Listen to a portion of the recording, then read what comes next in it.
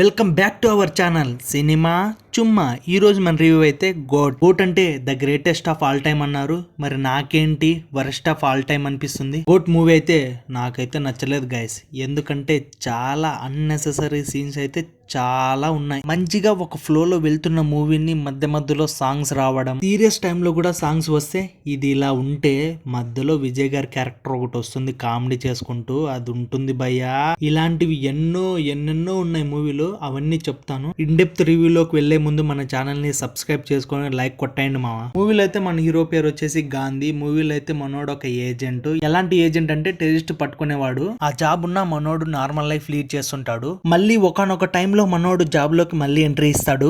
ఎందుకు జాబ్ లో నుంచి బయటకు వెళ్ళాడు, మళ్ళీ ఎందుకు వచ్చాడని మూవీ చూస్తే తెలుస్తుంది. ఈ మూవీలో బిగ్గెస్ట్ మిస్టేక్ ఏంటంటే ఆల్రెడీ అందరికి తెలిసిందే, ఫేస్ ని జనరేట్ చేయడం. ఐ మీన్ 40s లో ఉన్న ఫేస్ ని 20s లకు తేవడం అనేది. ఆ లుక్స్ అయితే ఎక్కడా కూడా బాగలేదనే చెప్పాలి. ఎందుకంటే మనం చూస్తే ట్రైలర్ లోనే తెలిసిపోతుంది అసలు లుక్స్ బాగలేదని చెప్పి. ఇంక సినిమాలో అయితే ఇంకా బాగుండవు, అసలు బొమ్మలాగా అనిపించింది నాకైతే. ఇంకా చెప్పాలంటే అంత వరస్ట్ గా ఉన్నది స్క్రీన్ ప్లే. కొన్ని సీన్స్ బాగున్నా దాని ఫ్లో లో వెళ్తేనే బాగుంటుంది. అలా తీసుకొని పోతుంటే సినిమా ఎంగేజింగ్ గా అనిపిస్తుంది. బట్ ఇక్కడ స్క్రీన్ ప్లే చాలా అంటే చాలా వరస్ట్ అనే చెప్పాలి. ఇంకా చెప్పాలంటే యాక్షన్స్ అండ్ ఫైట్ సీన్స్ ఉంటాయి, ఓన్లీ ఫర్ ఎలివేషన్ పనికొస్తాయి అనిపించింది నాకైతే. క్రికెట్ మ్యాచ్ పెట్టడం ఎందుకు అనిపించింది. ఇదంతా ఎంటర్టైన్మెంట్ అంటే ఒప్పుకుంటా, మరి మూవీ ఒక ఫ్లో లో ఉన్నప్పుడు అనవసరంగా ఎందుకు అంటున్నా. ఇది లాస్ట్ మూవీ తలపతి విజయ్ గారిది, సో ఎలాగైనా అన్ని గుర్తు చెయ్యాలని చేసినట్టు ఉంది ఈ మూవీ అయితే. పర్ఫార్మెన్స్ అయితే యాజ్ యూజువల్ గా తలపతి విజయ్ గారు అయితే చాలా బాగా చేశారు. తన రోల్ కి నచ్చింది అయితే యోగ్ బాబు గారి క్యారెక్టర్. తను వచ్చినప్పుడంతా బాగుందిరా అనిపించింది నాకైతే.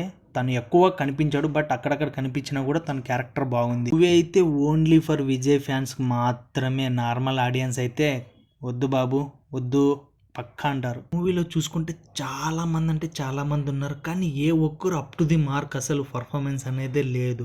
మొత్తం అంతా విజయ్ గారే చేశారనిపించింది నాకైతే విజయ్ గారు తప్ప ఇంకెవ్వరు కనిపించలేదు. ఇంకా లాస్ట్ లో చెప్పాలంటే మ్యూజిక్ అండ్ బీజిఎం ఎక్కడుంది ఏముందిరా, చాలా అంటే చాలా వరస్ట్ అనే చెప్పాలి. నన్నైతే మ్యూజిక్ చాలా డిసప్పాయింట్ చేసిందనే చెప్పాలి. That's it guys. మీకు ఈ మూవీ చూసినప్పుడు ఎలా అనిపించిందో కామెంట్ చేయండి. Don't forget to like, share, subscribe to Cinema చుమ్మా.